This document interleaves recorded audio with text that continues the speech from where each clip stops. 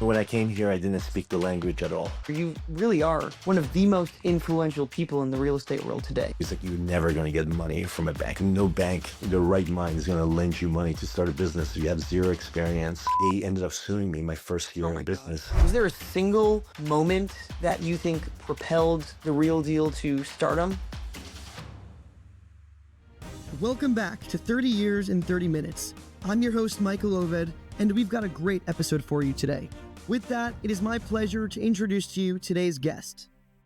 Amir Korangy is the founder and publisher of The Real Deal, the country's largest and most influential real estate news outlet. Korangy is a sought-after expert on the real estate industry and a regular contributor to the New York Times, Forbes, CNN, CNBC, Fox News, and Bloomberg News. In addition to his work at The Real Deal, Amir Korangy is an associate professor at Columbia School of Architecture. He's also a senior fellow and an adjunct professor at NYU's Schack Institute of Real Estate, where he teaches real estate media and information. Korangy is a graduate of Emerson College and is the producer of Building Stories, a PBS documentary about prolific architect Kostas Kondylis. Korangy lives in Manhattan but secretly wishes he lived in Brooklyn. Amir, thank you so much for joining us today. I'm very happy to be here. So, my grandparents came to the U.S. from Iraq, Syria, and Morocco, chasing the same kind of safety and opportunity that drew millions here. You left Iran after the revolution in 1980. You guys spent around a year as nomads and then arrived in D.C. 6 million Iranians left during that 3-year period. How old were you when you left? Do you remember it vividly? You do remember it. You remember things in life that are distinctly different as chapters. If there are periods in my life where 5 years can go by and I sort of combine them into one chapter. But like when you have real distinct changes, like leaving a country and going from city to city, you tend to remember those things. So I was about 7.5, 8 years old when we left. And by the time we got to the US, it was like a year later. And I remember that chapter very, very clearly. How do you think that time in your life affected you later on in your career? How do you think it impacted you later in your career? Well, for me, you become resilient, not so much for what you did, because I was just a kid. I was following my mother around. She was taking her 2 kids and going from place to place. But I always think about her, and I always think about how resilient she must have been, because she didn't speak the language or anything, and she was just trying to figure things out.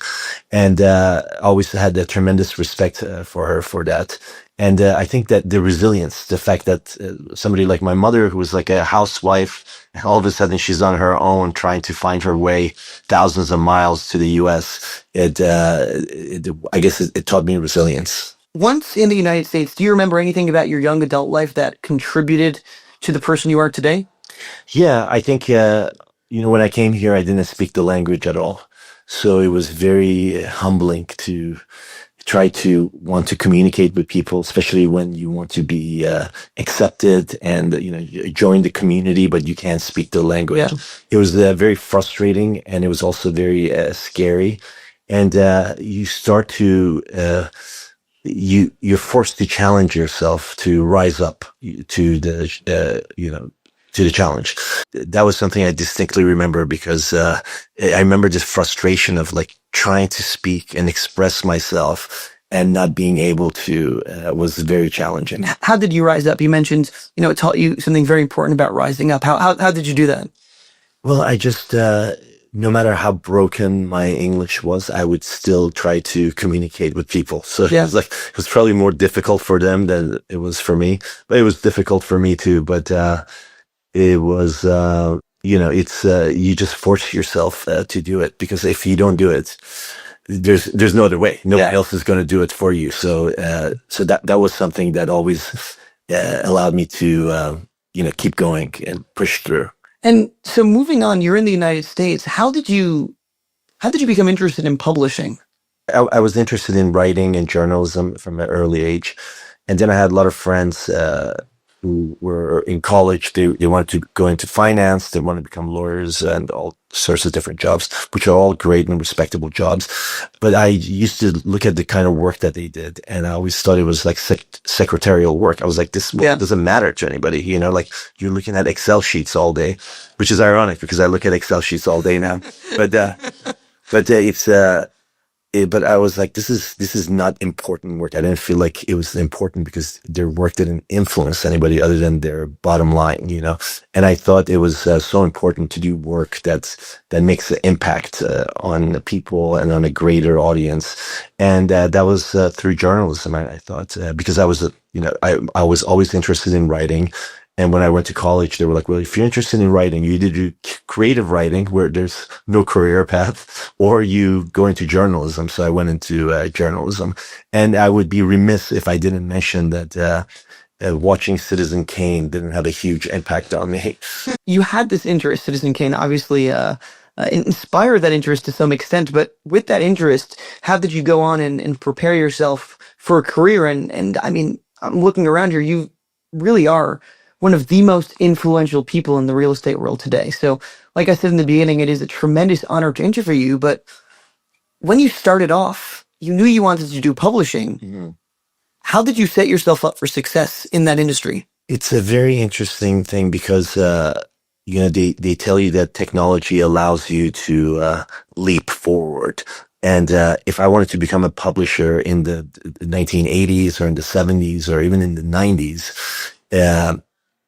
you couldn't do it unless you had a tremendous amount of money, you had a tremendous amount of access, you inherited something, or business or a publishing business. But otherwise, it would be impossible for an individual to say, I want to become a publisher and have my own sort of, media outlet or newspaper or magazine.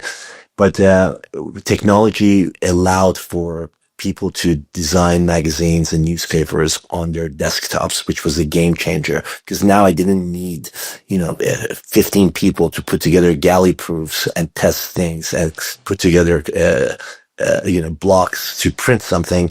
I could do it. I could design it all on my desktop just as an individual. And that allowed me to leap forward the same way that you are doing a podcast by your own. You came in here. I don't want to expose you to your audience. You came in here with a couple of backpacks and your lights and your one person production house, so that technology allows you to have your own show, which is amazing, which 30 years ago or even less, 15, 20 years ago, you wouldn't be able to do. Wow. So you were equipped with the technology and by the way, did you come from money when you came to? No, we were just middle-class family. And so you didn't really come from influence, from money. And you came here, you had the technology to start designing magazines. PageMaker 2.0. Is that what it was called? That was what it was called, yeah. Software. Did you go work for a publisher or a magazine? And no, right out of college, I wanted to work at the Boston. I went to school in Boston. I wanted to work for the Boston Globe, and I couldn't secure a job there. And then I was like, well, you know what? Now that I can't work at the Boston Globe, I'll just get a job at the Boston Herald. And I couldn't secure a job at the Boston Herald either. And so I was like, you know what? I'll start my own newspaper because I was like set on being a journalist. And I talked to my friend. I was like, let's go to Southern California and start a sort of a magazine for that society magazine for Southern California. They didn't have one. And so that was it. I was 22 years old. We went out to California to start a magazine. Of course, that didn't happen, but that set the path for me to become a publisher. And why specifically Southern California? I went to school there for 1 year during high school because I played basketball and there was a scholarship opportunity for me there. So I went there and played basketball for 1 year and I was familiar with it and I thought it was a friendly place and I thought it was like so different from everything that I knew in the Northeast. And I wanted to have like a very individual experience. So I wanted it to be my experience. So that's why I came to Southern California. I mean, it's so interesting that immediately, you couldn't get a job at the Boston Globe and you immediately started your own thing.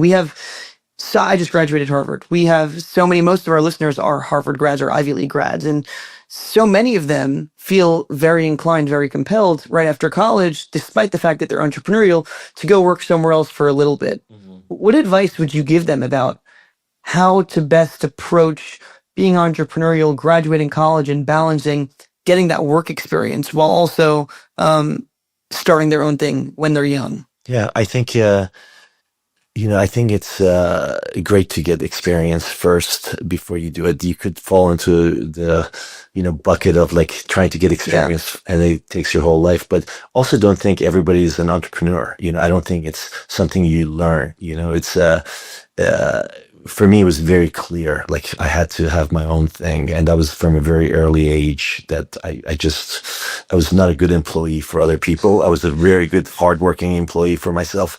So for me, it was very clear. But like, there's this whole, especially now, there's this whole conversation and like all this, the TikTok and the Instagram, and they're all talking about you should start your own business. You should start your own business, and a lot of people feel the pressure to have their own business, and it's not for everybody. And it's glamorized, because everybody thinks like having your own business is so much easier, and the money rolls in and all this stuff. And the truth is it's extremely challenging. It's not for everybody. Not everybody can take the risk. Not everybody has the means to take the risk.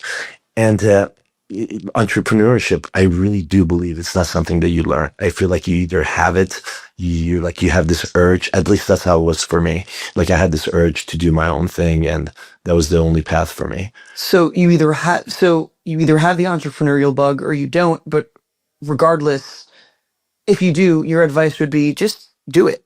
Yeah, because start as soon as possible. Especially in your 20s, Yeah. there's no bad move. There's no mistake. As long as you're doing it, it's even if you fail miserably, it's still a great chapter and learning chapter. It's so interesting you say that, and it's so interesting to hear the many different perspectives that entrepreneurs have. A couple episodes ago, we had the founder of Moderna, Robert Langer, and his career was a very, very slow and steady progression.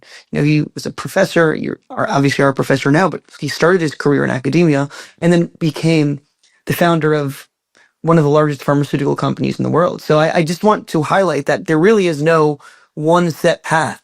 Right. Well, yeah, I feel like those guys who do it at that scale, obviously Moderna they're doing billions in revenue. It's you probably need some sort of experience. I don't think you could go out and start your own pharmaceutical company. It's a different sort of a business. And some people would say, that, the same for a media company, but it was a lot more manageable to start as a small media company compared to people who are starting car companies and pharmaceutical companies. There's the money involved to starting those businesses is so vastly different.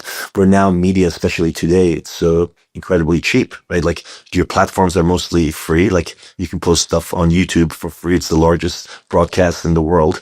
It's, getting the audience is a different story, but the fact is the platforms are free. So everybody can start. So I want to hear a little bit about the challenges that you faced when you were first starting that small newspaper, small magazine in Southern California. How did you get the magazine off the ground? I heard you speak a little bit about the publishing side of that specific magazine. I would love to hear that story as well. But really, I mean, like I said before, you've built this magazine into one of the most influential newspaper for in the real estate sector. So I want to hear about that experience that you made building the magazine in Southern California. Well, when you're young, you have the privilege of being really stupid too. So like when I went to California, I put together this presentation for the name of the magazine was supposed to be Coastal Review. And I put together this presentation for Coastal Review. And I was like, well, I need money to get this started because I didn't have much money. I only had about 2.5 months of burn before I had to go back to, the Northeast. So I put together this presentation and I just was like, I need money. Where do I go to get money? The bank. So I would walk into retail banks. I would like, hey, who do I talk to about a business loan? And they're like, talk to this person. And of course, those people are used to people who want to start restaurants or painting businesses or things like that. It's not like, hey, I want to start a media company. Can you loan me some money? And I went to a couple of banks and they were like, oh, we wouldn't do this. You have no experience. You have you don't know what it takes to start a business. And I was like, no, it's all laid out. Here's the market for this.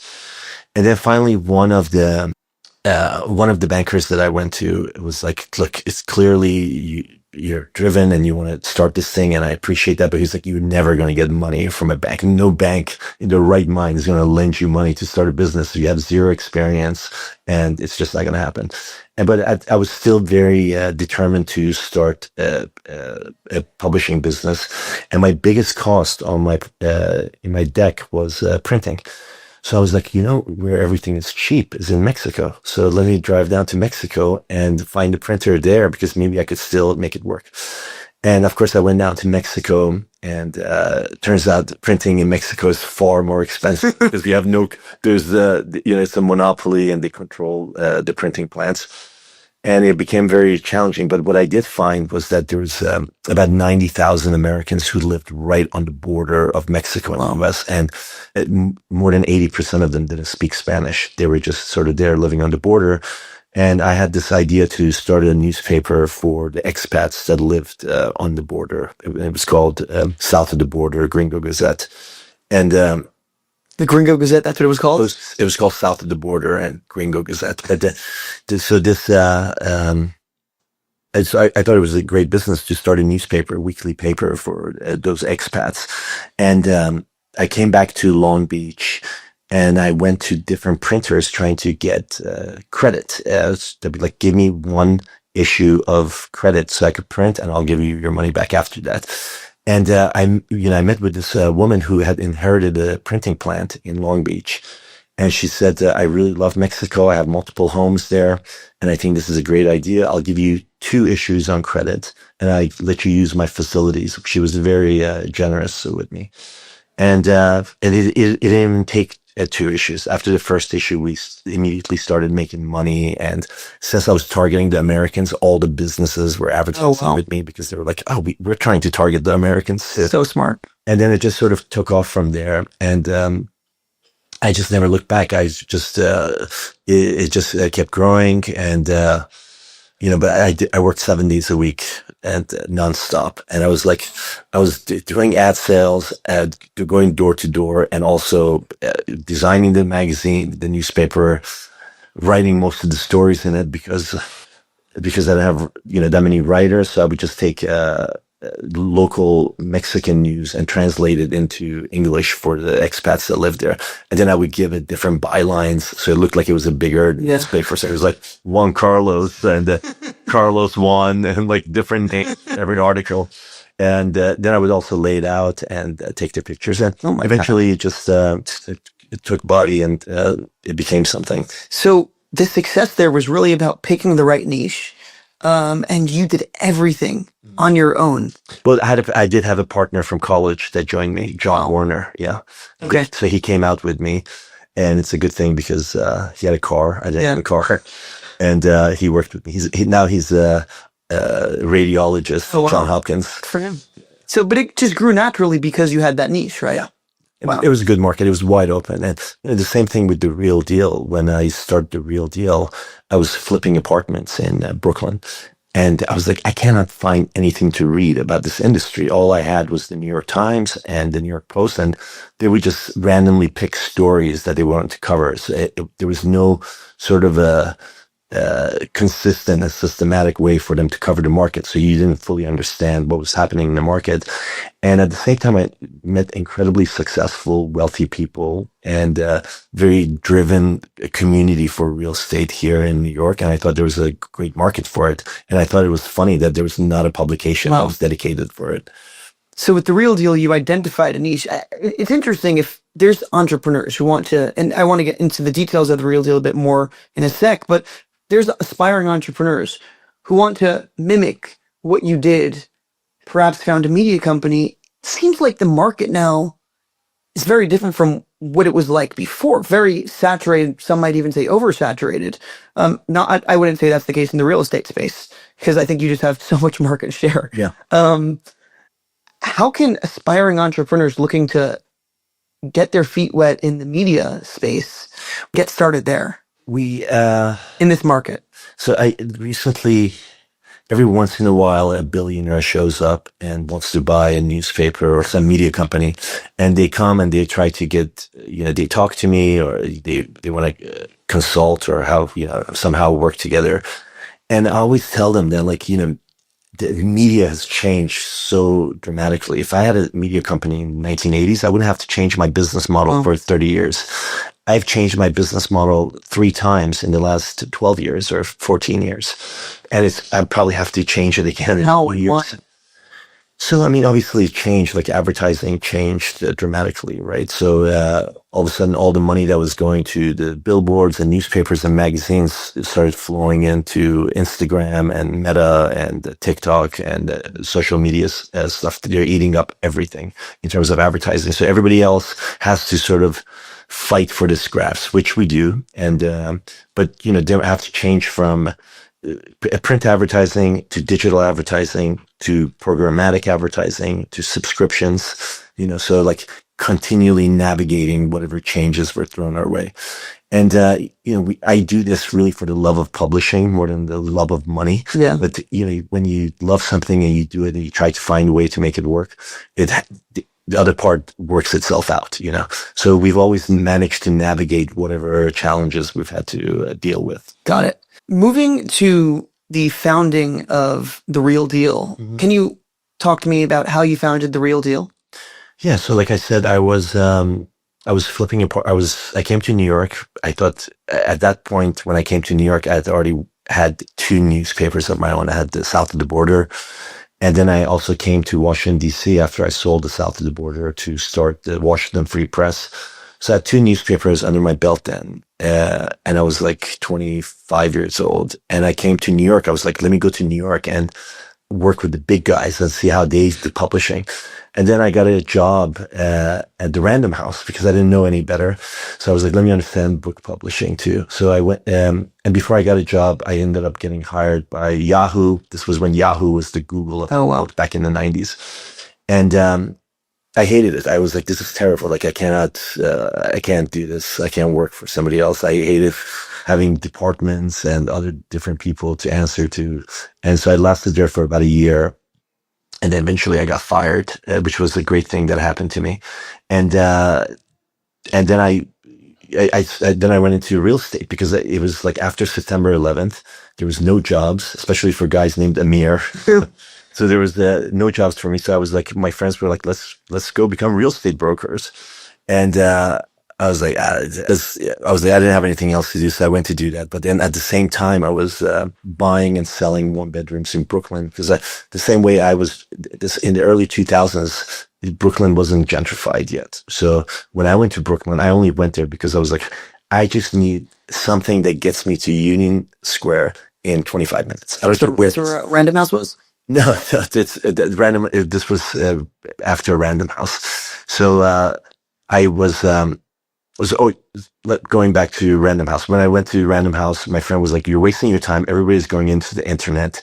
If you know how to manage an email, they'll hire you."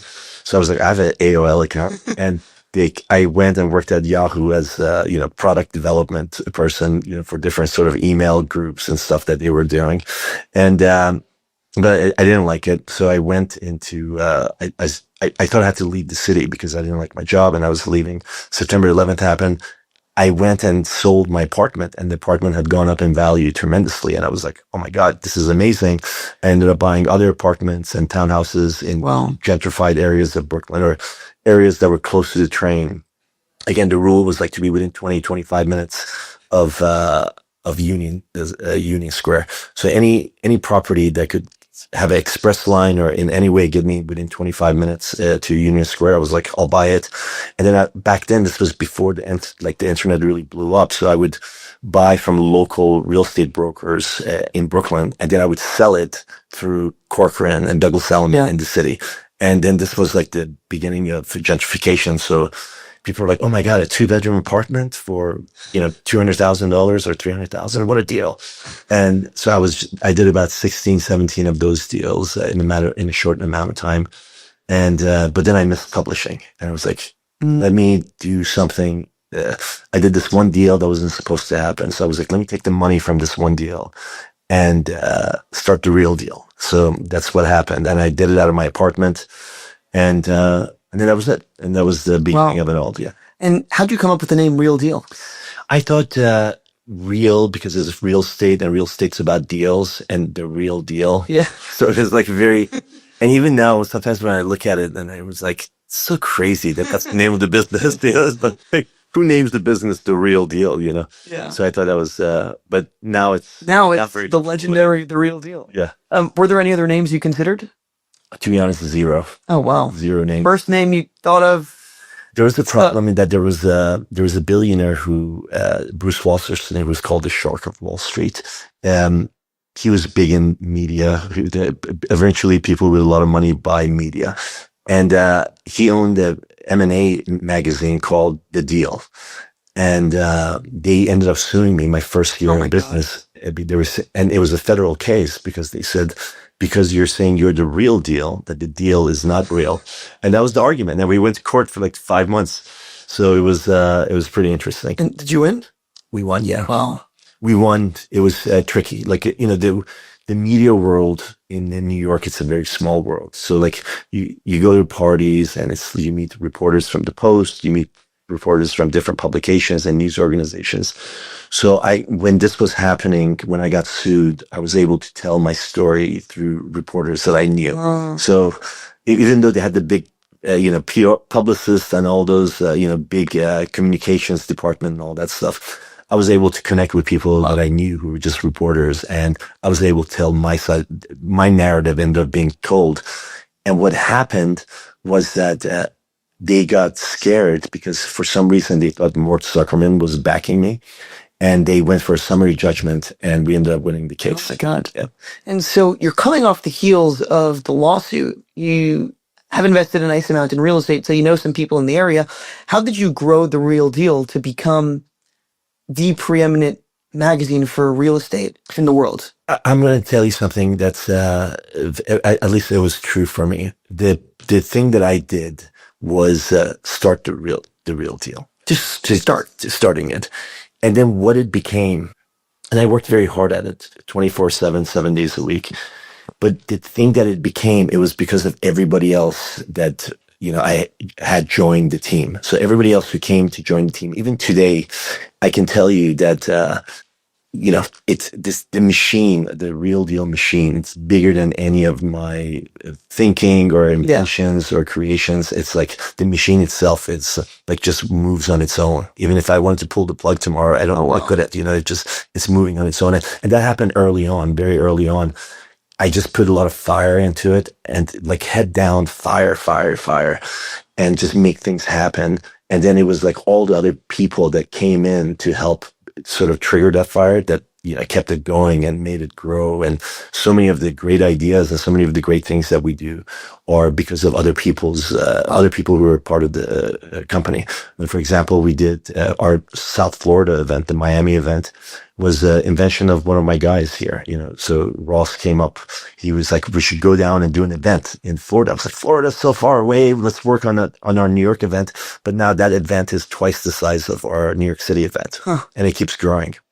So really what it was about is you just started, you put your head down, you worked, you grinded, had the right team. And from there, because you picked a niche that was really not crowded, you were able to grow. Yeah. Was there a single moment that you think propelled The Real Deal to stardom? There was a lot of moments like that. I felt like every time we made payroll, it was that especially in the first 2 years. But yeah, there was a lot of moments where we're like, "Oh man, we've made it. This is it. This is a sign that." Yeah. It could have been something as simple as somebody saying, "Yes, I'll do the interview," or "Yes, like here's a year-long contract for advertising." It could have been anything, and. But like all of those moments were always, as individual moments, they were all very special and, pushed you to do more and more. But I heard a story that Donald Trump, early on when he was the real estate developer, you guys wrote an article on Donald Trump, and he said The Real Deal or mentioned The Real Deal. No, so what happened was that like a lot of people don't know this, but I'm currently reading a book, rereading a book called Skyscraper Dreams, which I recommend to everybody who's interested in New York City real estate. And it's by Tom Shackman, and it's an amazing book, and it talks about the families that built the skyline of New York City. It gives you great context of how the city became the city it is today. And it was very interesting because even back then when Donald Trump was in his 20s and 30s, he was incredibly influential because he made himself influential. He, injected himself into situations and deals where he had like no part in. And the article that we had done is that even though Donald Trump brand-wise is bigger than a lot of these families, like the Lafracs and a lot of other people, the Rudins and all these guys, as a brand, he was bigger than them. They were much bigger than him in size, actual assets, and they never appreciated him. He was never part of the circle that of these families who ran New York. And I always thought that was very, very interesting about him. And we did the story that, like, yeah, he's sort of outside of the community. Even though he's a big real estate guy, he's not part of the real estate community. People didn't want to do deals with him. He always had to bring outside money outside of the city families to do deals, which worked well for him, obviously. But so we did this story, and then he had ripped the page of the magazine, and with a big magic marker, he wrote in the magazine, "Why all the hate, love the Donald." And then we were working out of my apartment in Brooklyn back then, so nobody knew where my apartment was. We had a mailbox in the city, and he had it hand delivered to my apartment. Oh my God. So I never found out how he knew that that's where we were operating, because, I'm like on Sterling Place in deep Prospect Heights, making this work. And so I thought it was so impressive. I immediately call him. I was like, "Hey, like, Had his number?" No, we call it main line, the 212, whatever zeros. And immediately his secretary, this woman who worked for him, she was a lovely woman. She was his main secretary. She was like, "Oh yes, we got your magazine. We really like it. The Donald really likes it. He likes the name. He'd love to meet with you guys because I think he wants to do a radio show called The Real Deal." And I was like, "Oh, okay." So we went to see the Donald, and I have pictures from that day, which is so funny. But and we went to see him, and he couldn't have been nicer and more generous and accommodating, and he was like super great. He was like, "Oh, I'm starting Trump Mortgage. We'll start advertising with you." That's great. So I want to talk one or two questions about real estate trends, and we'll get to the rapid fire questions. The first thing is what do you think is the next big real estate market, the next big real estate industry, the next big real estate trend? Yeah. So I really, there obviously before COVID, a lot of the focus was on tier one cities like New York, Chicago, Miami, LA, San Francisco, cities like that. After COVID, the second tier cities got brand new life, right? So Nashville, Austin, obviously, and a lot of other second tier cities that we don't talk about or write about necessarily.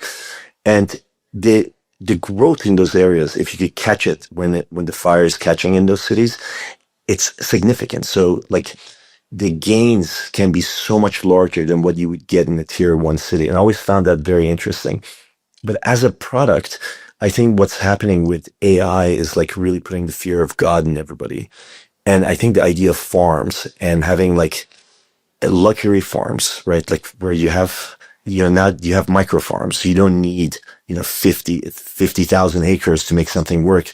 If you're a family of 8 or 12 or a community of 20 people, you can make 1 acre or 2 acres, produce 50 different kinds of vegetables. And I think the demand for that is going to keep growing, especially package. So if you package a farm and say, "Hey, Amir, I'm going to buy this 1 acre farm. It's packaged. There's a community that's managing it. And I'm growing my own food. I have my own access to water." Things like that, like sort of the end of the world sort of properties, as I call them. I think the demand for that stuff is going to grow. And I think farmland in general, the value of it is going to be, it's gone up by 300% since the beginning of the odd years, but I feel like there's a lot of room. So the future of real estate lies in farming. Well, I wouldn't say the future of real estate, but like I like it as a product. I got it. Yeah. So based on all of your experiences, all your successes, all of your failures, you're speaking now to aspiring entrepreneurs, people who frankly want to be like you. Mm-hmm. What advice would you give them?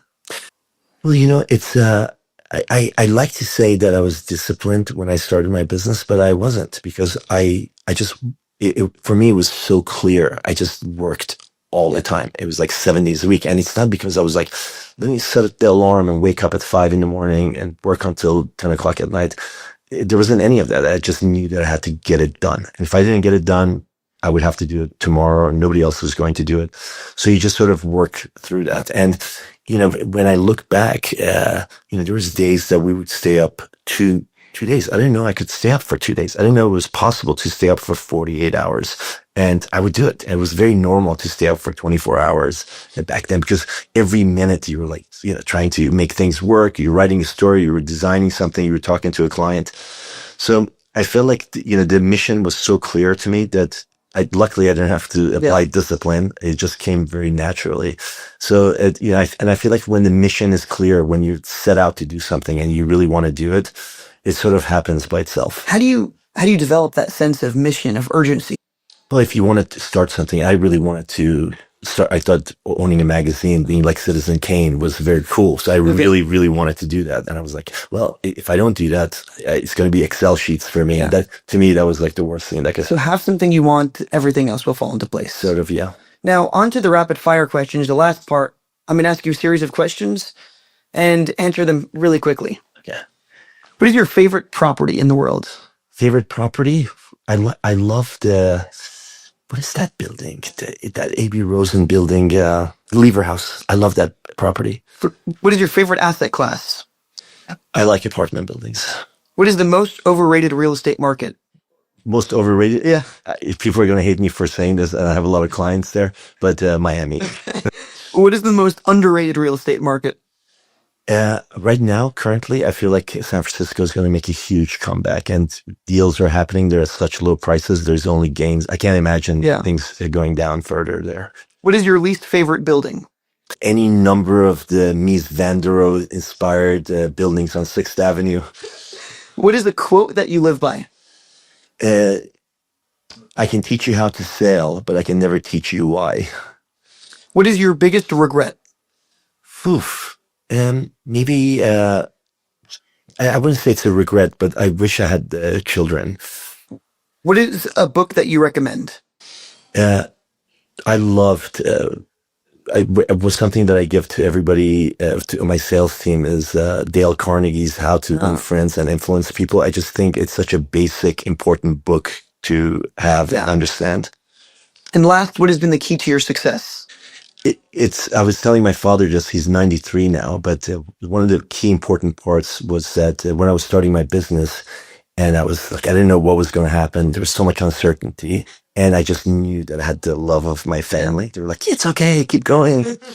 Everything will work out, even though they had no idea about like business or like, what my business was about or anything. They were like, no, it'll work out. And it had a huge impact. Very nice. Well, Amir, this has been an absolute pleasure to interview you, to speak with you. I've looked up to you for quite some time, so it's truly an honor to have you on the podcast. I'm so nice. It's so nice to meet you. And I've known your uncle for a very long time. Yes. He's a man with great integrity. Loves you. And I really love him too. He's a great guy, Terry. Thank you, Amir. Absolutely. Appreciate it. Thank you for listening to 30 Years in 30 Minutes. Don't forget to like and subscribe, and let us know in the comments if there's anyone else you want to hear from.